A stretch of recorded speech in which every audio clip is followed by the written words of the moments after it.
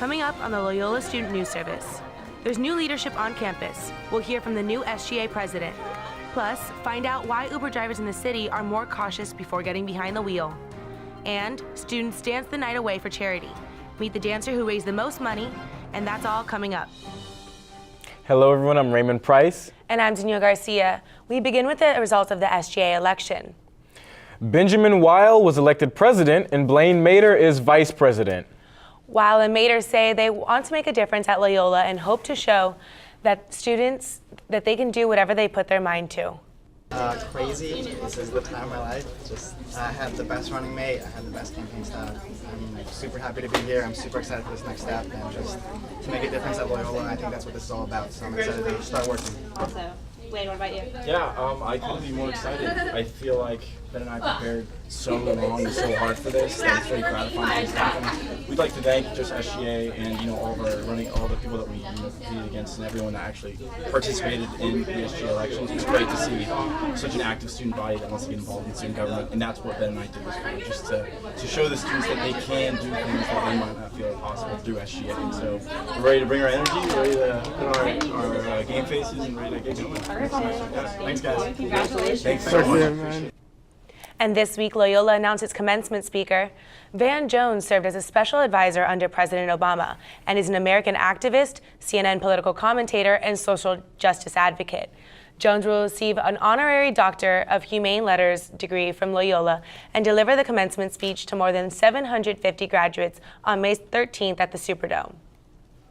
Uber drivers in New Orleans are on high alert after a carjacking in Mid-City ended in gunfire. Loyola News Service reporter Lester Duhay spoke with Uber drivers and even joined one for a ride to see how they stay safe. I wouldn't risk my life or the life of anybody else to try to hurt them or keep the car. For New Orleans Uber driver Brittany Jackson, her life means more than her job. I would have got out the car. I would have let them have the car and I would have just stepped away, called 911. However, when a routine pickup quickly turned violent, one Uber driver took matters into his own hands. It all went down Monday morning. Officials say the driver held at gunpoint was forced to drive to an unknown location on Bienville. Still held at gunpoint, the carjackers ordered the driver to get out of his car.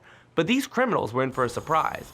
Instead of backing down, the daring driver grabbed his gun and shot one of the carjackers. This carjacking has other drivers on edge, making the concern for safety a hot topic. We should have a better way of getting help. When we're in the car, it's just us in the car with that passenger. So it's really hard to multitask and try to call 911 if you need help to get that person out of your car. Louisiana's law allows drivers to carry a gun in their car, but Uber's policy does not. Drivers I spoke with say at the end of the day, they just want to get home. If someone come to me try to hijack me, I got two choices. Keep the accord the law, or if I have a weapon from me, I'm going to defend myself. Bijou Escarmet spent years driving a taxi, but recently made the switch to Uber. In light of Monday's ordeal, he says he prays to God every time he gets in his car. Yeah, before I get the street, because I got two children to take care. I got my daughter and I got my son. So I have to, provide for my family. And to survive, Brittany and Bijou take different approaches to staying safe. I don't like driving at night because people get more drunk, more irate, and so I would rather drive during the day when I can see everything. I drive in I ain't scared. It's life. I'm a man, so God put me for a reason, and I'm doing what God wants me to do. And for now, that means being an Uber driver. You don't know what you're going to catch in the street sometimes. It's you with the person you come pick up. So anything can happen. In Mid-City, Lester Duhay, Loyola News Service. Loyola News Service reached out to the New Orleans Uber Greenlight Hub in regards to this incident and about safety regulations. Representatives declined to comment. The mayor's office increased street meters and parking prices around the city last year, and now one group is feeling the impact of that change. Loyola Student News reporter Nick Ducote tells us about the people whose wallets were affected the most.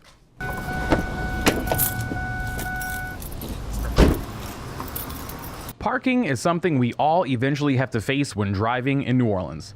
Last year, the city extended parking meters and raised their prices for parking in areas such as the French Quarter. I think it's absolutely ridiculous. I think that so many people are working in the French Quarter, and that is such a part, especially like industries. There's so many bartenders in the French Quarter just being like completely fleeced for all of their money for parking that they didn't even really need to raise in the first place. The meters raked in over double the amount they originally were making over a year ago, at almost $9 million just in the month of August. But the people that were financially affected weren't French Quarter residents or tourists, but the people that worked in the service industry. People that work in the service industry are expected to park downtown, but now people are parking outside of the French Quarter on some days just to get to work.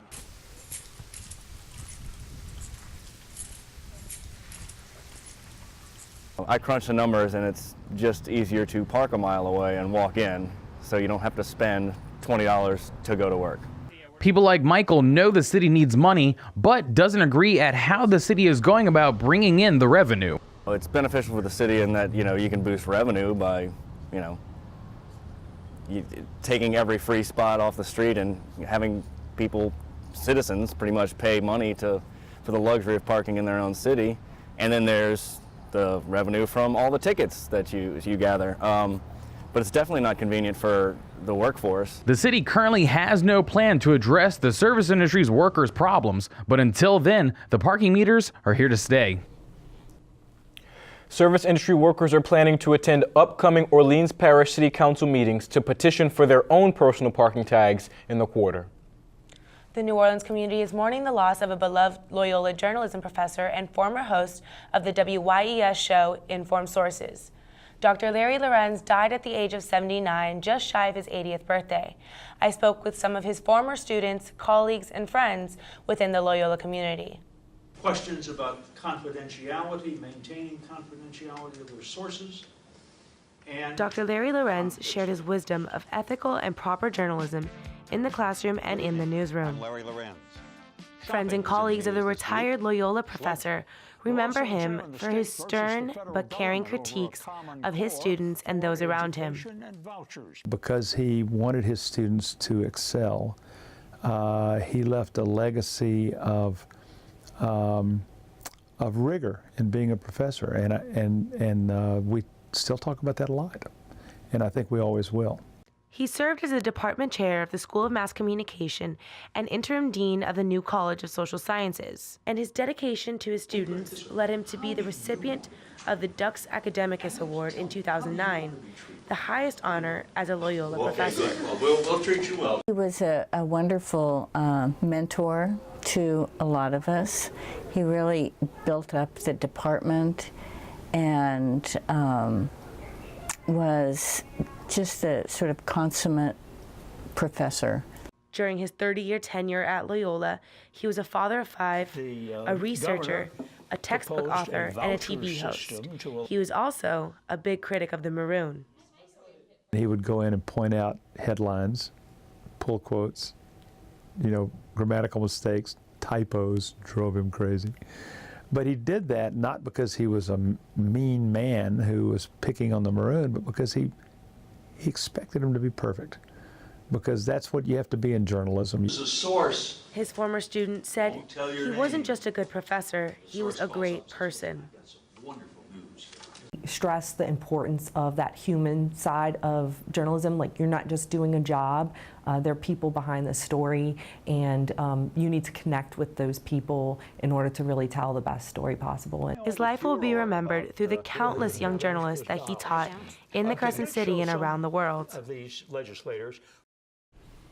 As I was leaving Dr. Bob's office, he had just gotten off the phone with Lorenz's wife, and she told him that even in his final days, he still kept his humor, because when the nurse came in to change his sheets, she goes, "Lay there," and he turns to her and he goes, "Lie." So I thought that was a nice story that still showed his humor and his stern journalism ways. It's good that he was able to keep that wit about him. Yeah. Well, coming up, how long would you dance for a good cause? Students are boogieing and fundraising for the New Orleans Children's Hospital and will be able to dance this weekend at French Quarter Festival. Lester Duhay has the forecast. When they test you, stand firm and move only when you hear the seatbelt click that says they're buckled in for the drive. Never give up till they buckle up. Most party fouls are pretty dumb. But if you decide to drink and drive underage, you could lose your license and your freedom. underage drinking and driving, the ultimate party foul.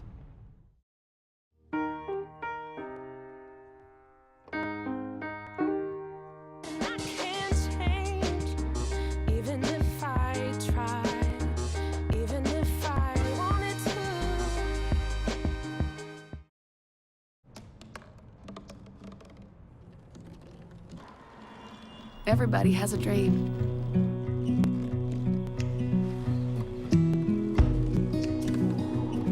Mine was to see the ocean. And with a little help, I made it.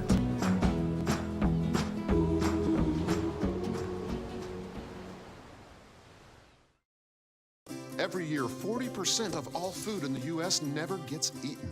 40%. That's almost half the food we produce. Food waste is a serious problem. It impacts all of us. And it's expensive. Your family is throwing $1,500 a year in the trash. We're working hard to put food waste on the chopping block. And you can do the same at home. Learn how to cook it, store it, and share it. Just don't waste it. Go to SaveTheFood.com. You've messed up your son's haircut. Do you try to fix it? Work with what you've got? Or show solidarity? Thank you, babe. You don't have to be perfect to be a perfect parent. Thousands of teens in foster care will love you just the same. After 4 months of fundraising, Loyola students have a lot to be proud of. I spent some time at the Loyola Dance Marathon to find out if the group hit their goal. 6 hours of dancing led up to this moment, the big reveal of the 2017 Loyola Dance Marathon. These kids put on their boogie shoes, and their original goal was $10,000, but after the night, they've raised almost $25,000 for the kids at Children's Hospital so they can get the best care and treatment in the world. The excitement didn't end at the last song. Donations were coming in past the final countdown, and the growing numbers kept everybody on their toes. So we do the number reveal at midnight, and it was crazy enough that we got, we had made the poster to show everyone at like 11:45, and then got a $50 donation. So we just like scrambled together, started sharpening a brand new poster. Every single dollar is a miracle for families who depend on Children's Hospital. So for us, it's the difference between life and death. Children's is a nonprofit, so without donations from fundraisers like Dance Marathon, the hospital wouldn't have been able to give Kelly's daughter, Sophia, all the life-saving treatments she needs. To be able to give the technology to the doctors to perform, surgery and save her life repeatedly is just incredible. This year, Loyola raised $21,000 more than last year, and they're hoping to keep raising that bar in the future. I think it's just exciting to finally see it all come together and finally raise it all, but I think that next year should be even bigger, and then the next year bigger and bigger and bigger. Many of the dancers raise money in teams or on their own. Student news reporter Danny Carbonari spoke with the top fundraiser about what motivated him to dance. I'm joined by Blaine Mader, who is tonight's MC and has raised the most money individually. Blaine, tell me how you raise the money and why it's so important to you to raise money. Well, it all started with someone asking me, hey, have you signed up for Dance Marathon yet? And it started with the $10 donation fee. And I thought, I could reach my goal by just making a couple phone calls. My original goal was $100. I hit 100 within 2 days by just making phone calls, talking to friends. I used to be a dancer, so I reached out to a lot of my dance friends, told them what it was about. So that's how I hit my original goal. And then I thought, I'm the kind of person that goes above and beyond everything I'm asked to do, and I have the energy for it and the passion for it. So I really wanted to just see how far I could take this. So after $100, it turned to $200. $200 turned to a $400 goal, which turned to a $500 goal.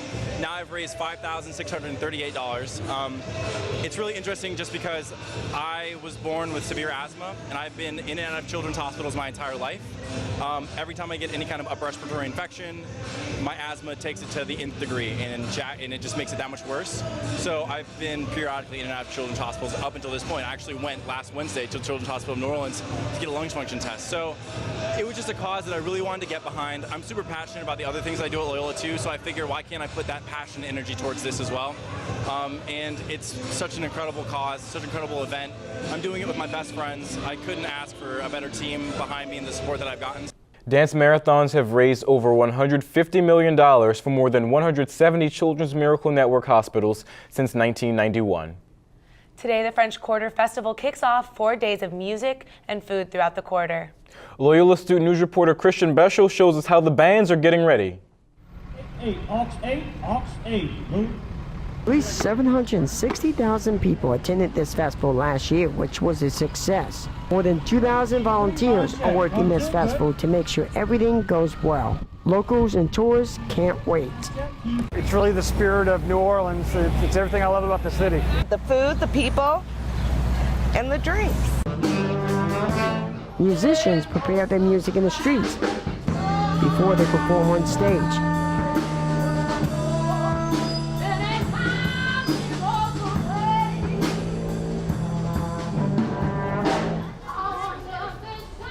People are liking it.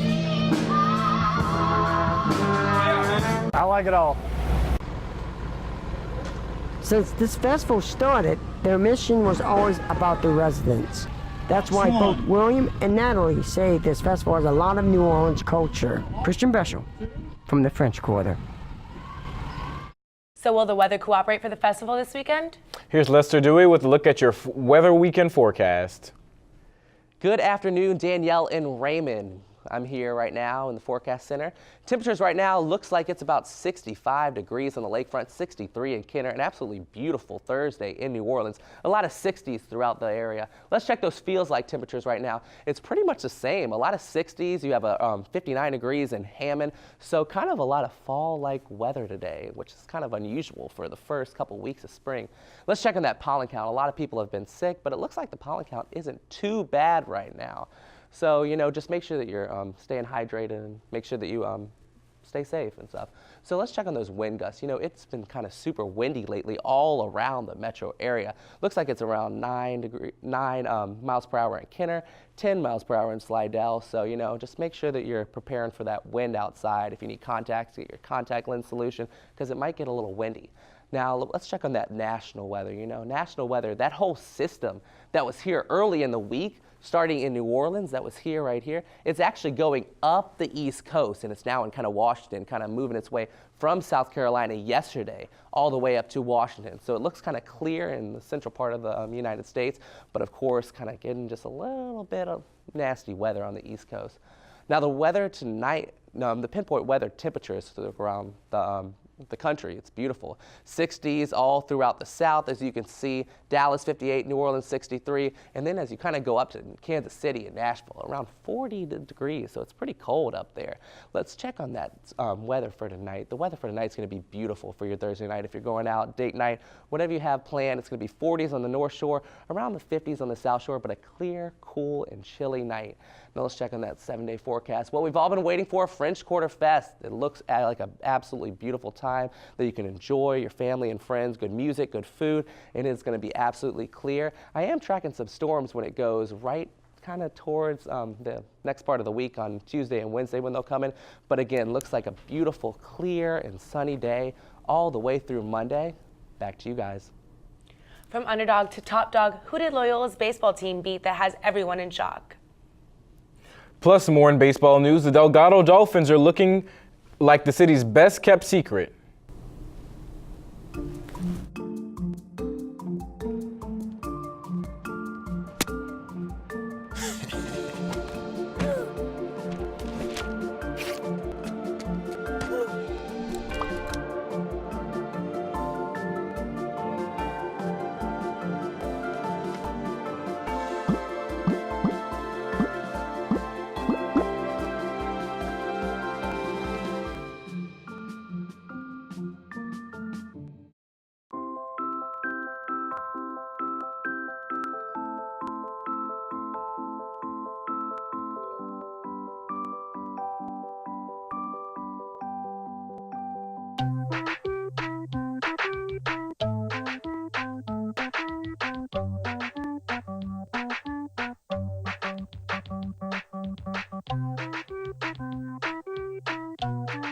Start a story. Adopt at theshelterpetproject.org.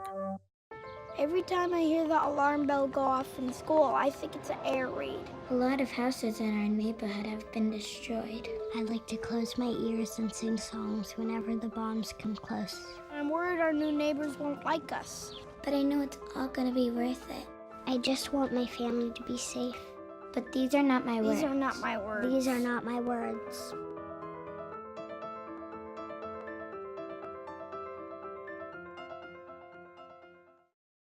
We cannot be bystanders. We can stop to make sure someone is okay. We can warn someone when their drink isn't safe. And disrupt the situation. We can. Get someone the cab. Or walk them home safely. We can make campuses safer for our friends. Our roommates. Our classmates. Our fellow human beings. We cannot be bystanders. We can. Intervene. It's on us. All of us. Learn how and take the pledge at itsonus.org. And this time of year means the end of basketball season and the start of baseball. Caroline Gonzalez-Jones is now with sports. Thanks, guys. This week in sports was an exciting one for basketball as March Madness came to an end. The spotlight was on fellow Jesuit school Gonzaga University. The North Carolina Tar Heels and the Gonzaga Bulldogs men's basketball team competed in the NCAA National Tournament Championship this past week. The Gonzaga Bulldogs were the first Jesuit basketball team to make the NCAA Championship since Georgetown in 1985. The game was close the entire time, but the Tar Heels pulled away to defeat Gonzaga 71-65 and were named the national champions. This weekend, our very own Loyola University baseball team matched up against the #1 team in the nation, Faulkner University. On Friday, the Wolfpack upset the Eagles and defeated them 5-3 in the first game. The Eagles swung back with revenge and finished the series 2-1 by winning both games on Saturday. Another New Orleans school is developing a strong baseball team. Nick Ducote catches us up on Delgado Community College, a small team playing with a big league talent. When you think of baseball in New Orleans, you think of the Zephyrs or LSU. But one of the best teams in the state that barely anybody talks about is Delgado baseball. The Delgado Dolphins have been playing baseball for more than 60 years. That's 6 decades of producing Division I talent for teams such as LSU and UNO. 125 guys play at the Division I level. I've had about 220 kids in my 29 years here go to 4-year schools, you know, the NAIAs, the NCAA Division II schools, but 125 Division I players. That's a pretty good number.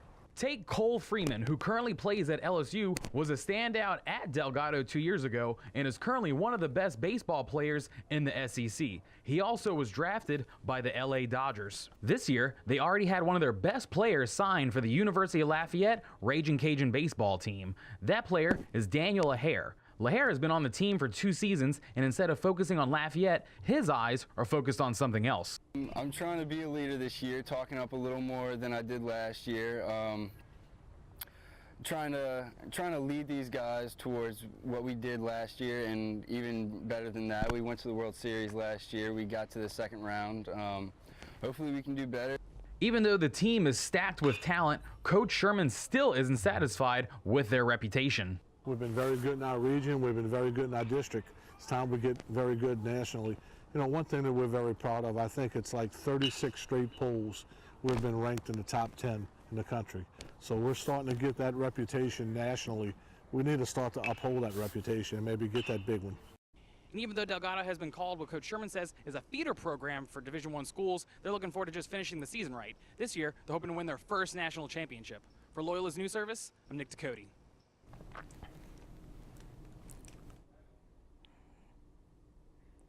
Be sure to keep up with the Loyola baseball team at LoyolaWolfpack.com and the Delgado baseball team at DelgadoAthletics.com.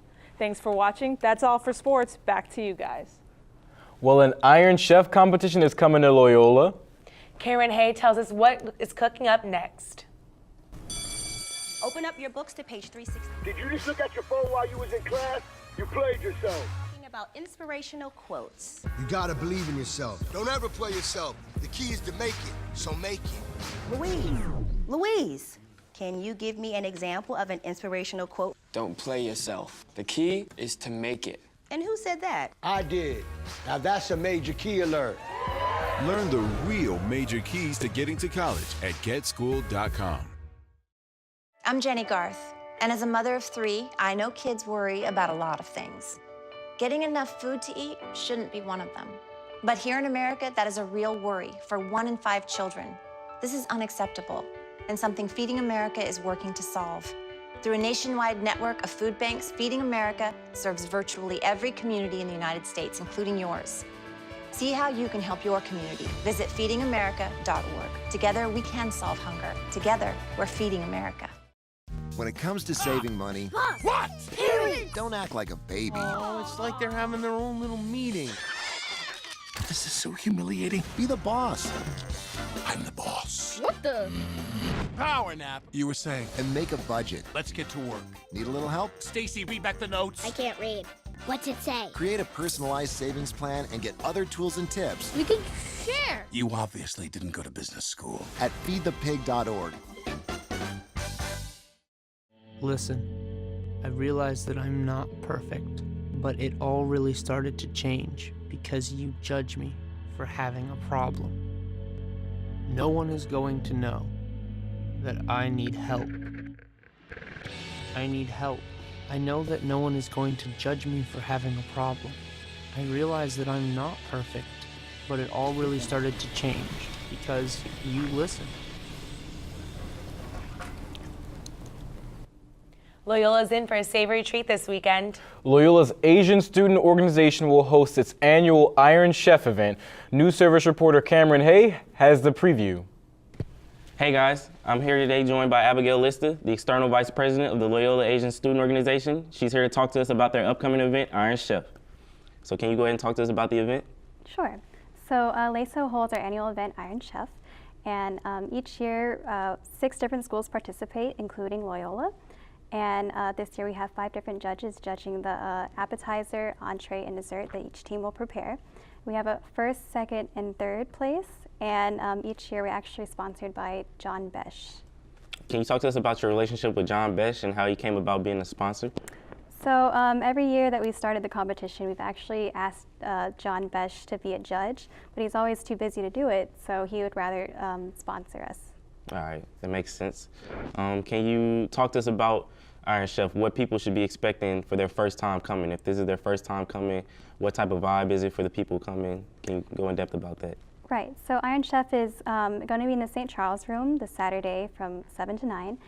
And it is open to everyone. It is free admission, but if you would like some food, or like we're going to be serving food as the competition's going on, and it's going to be $5 for all you can eat. And so the competition starts at 7 o'clock sharp, where everyone starts cooking for about an hour. And they're given a secret ingredient, which is revealed to them the day before, so they have a little bit more time to prepare rather than like in the show, whenever they're shown like immediately the secret ingredient. And after they present their food to the judges will like eat each dish from each team, and then they'll collaborate for whoever should get first, second, and third place. All right, and from our understanding, there's a philanthropy aspect to go along with Iron Chef this year. Can you talk to us about where the money that's being raised from the food is going? Right. So a portion of our proceeds go to our collective philanthropy project, and this year it is Project Backpack. Project Backpack is a project that is based in Vietnam, and it is meant for school children to get the resources that they need so they don't have to travel too far, and this helps prevent them from getting into human trafficking, which is a pretty big issue over there in Vietnam. How did you all settle upon this being the philanthropy aspect? So each year we choose a different philanthropy project, and we are part of a bigger organization called Union of Vietnamese Student Associations, and each year we vote on a different project, and this year it just happened to be Project Backpack. Now I'm really hungry. Like, I can't wait for that competition. I just want to dig in.